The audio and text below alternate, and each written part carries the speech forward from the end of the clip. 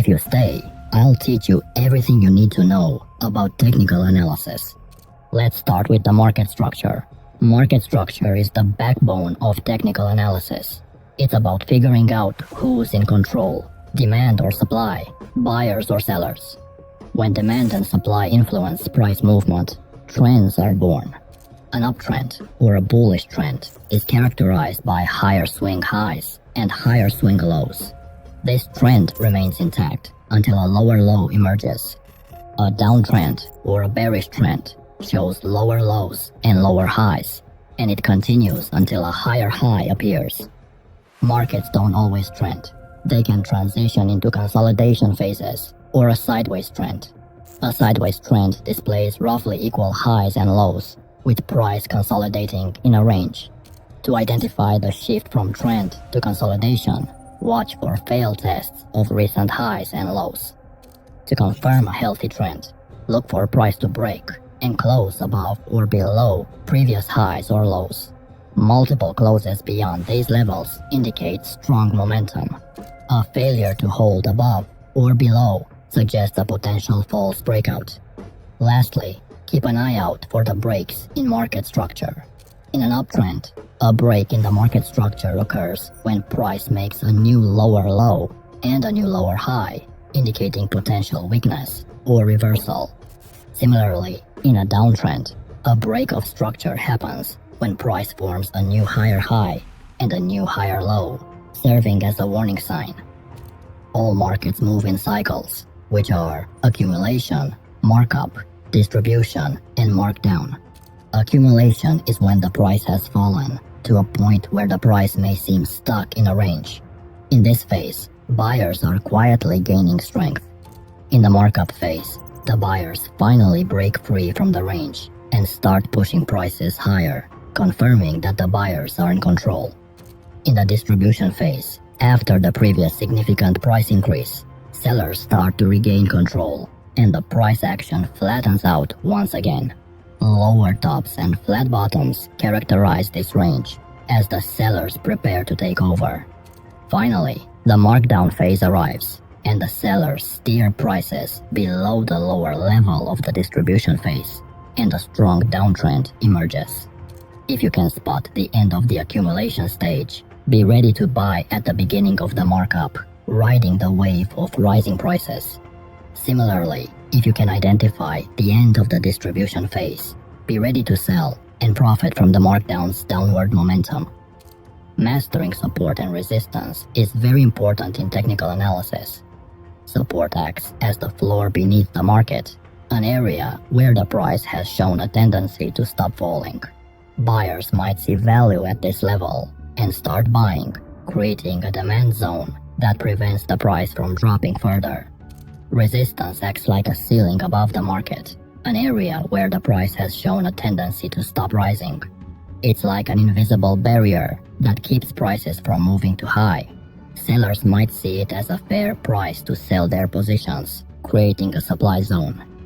This is how you spot these levels. First, look for the extreme swing highs and lows, the highest and lowest points the price has reached recently. Also, look for at least 2 rejections of an area. The level should be obvious, jumping right out at you when you glance at a chart. Also, the move away from the area should be significant.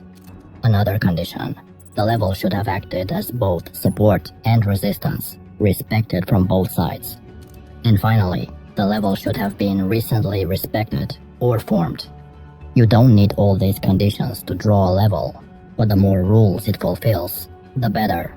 Now, very important, the more times the level is tested, the weaker it becomes. Really strong support and resistance levels immediately push the price away from them. If the price can hang around or quickly revisit the level, it suggests a lack of conviction from buyers or sellers. Multiple tests of a level can set the stage for a breakout. And another tip, when drawing support and resistance, focus on the significant levels rather than cluttering your chart with every possible level. And very important, treat these levels as zones rather than exact lines, as the price might break your line or turn before touching it. Candlesticks give you a visual representation of the battle between buyers and sellers. Each candlestick reveals the open, high, low, and close price for a specific time period, whether it's a minute, an hour, or a day. The candle body represents the distance between the opening and closing price, while the high and low show the extremes reached during that time period. The length of the candlestick body and the wicks are revealing the buying and selling pressure. A long upper wick suggests strong selling pressure, as sellers drove the price down from the high. A long lower wick indicates strong buying pressure, with buyers pushing the price back up from the low. Short wicks imply minimal buying or selling pressure. A long body indicates strong buying or selling pressure, while a short body suggests less intense activity. Sometimes you might see candlesticks with no wicks at all, just long bodies. These are momentum candles, emphasizing the market sentiment even more strongly. Also, pay close attention to engulfing bars, which appear when a larger candle engulfing a smaller one, and to pin bars with their long tails and small bodies. Also look for inside bars when one or more candlesticks that are completely contained within the range of a larger candle.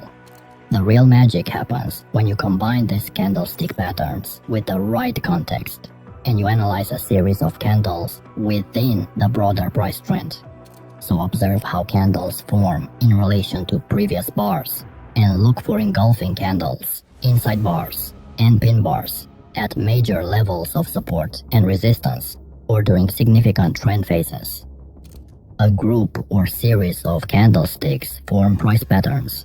In technical analysis, we can have reversal patterns, which indicate that the price might be about to change direction, or continuation patterns, which signal the price will likely keep moving in its current direction. Double tops and bottoms are the most important reversal patterns worth watching. A double top happens when the price fails to make a higher high and instead matches the previous high, hinting at a potential bearish reversal. A double bottom is the opposite. The price fails to make a lower low and matches the previous low, suggesting a bullish reversal could be on the horizon. Continuation patterns appear as consolidations after a period of trending. Ascending and descending triangles have a clear directional bias, with buyers or sellers showing their strength. Flags and wedges slope in the opposite direction of the prevailing trend, hinting at a potential continuation. Rectangles form when the price consolidates sideways, bounded by clear support and resistance levels.